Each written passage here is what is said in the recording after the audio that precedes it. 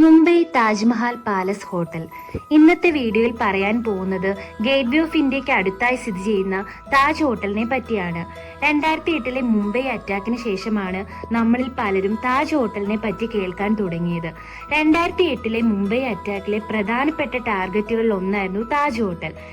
ഈ ഹോട്ടൽ ഉയർന്നു പൊങ്ങിയതിന് പിന്നിൽ ഒരു കഥയുണ്ട്. ബിസിനസ്മാനായ ജംഷഡ്ജി ടാറ്റ വാട്സൺ ഹോട്ടലിൽ എത്തുകയുണ്ടായി. എന്നാൽ അദ്ദേഹത്തിന് അവിടെ പ്രവേശനം നിരസിച്ചു. അദ്ദേഹം അവിടെ വെച്ചെടുത്ത തീരുമാനമാണ് ഇതിലും വലിയൊരു ഹോട്ടൽ നിർമ്മിക്കുക എന്നത്. അങ്ങനെയാണ് താജ്മഹൽ പാലസ് ഹോട്ടൽ നിർമ്മിച്ചത്. 1903 ഇതിന്റെ പ്രവർത്തനം ആരംഭിച്ചത്. മുംബൈയിൽ കണ്ടിരിക്കേണ്ട പ്രധാനപ്പെട്ട സ്ഥലങ്ങളിൽ ഒന്നാണ് Mumbai Taj hotel. Gate way of ഇന്ത്യക്ക് അടുത്തായി സ്ഥിതി ചെയ്യുന്ന ഈ ഹോട്ടലിൽ ഏകദേശം 560 മുകളിൽ റൂമുകളുണ്ട്. ഏകദേശം 1600ഓളം സ്റ്റാഫുകളും ഇവിടെ വർക്ക് ചെയ്യുന്നുണ്ട്. ഗേറ്റ് വേ ഓഫ് ഇന്ത്യക്ക് അടുത്ത് സ്ഥിതി ചെയ്യുന്നതിനാൽ നിരവധി ആളുകളാണ് ദിവസവും ഇവിടെ വന്നെത്തുന്നത്. മുംബൈ സന്ദർശിക്കാൻ വരുന്നവർ കണ്ടിരിക്കേണ്ട പ്രധാനപ്പെട്ട സ്ഥലങ്ങളാണ് ഗേറ്റ് വേ ഓഫ് ഇന്ത്യയും മുംബൈ താജ് ഹോട്ടലും. താജ് ഹോട്ടലിന്റെ ബാക്കി വിശേഷങ്ങളുമായി അടുത്തൊരു വീഡിയോയിൽ കാണാം.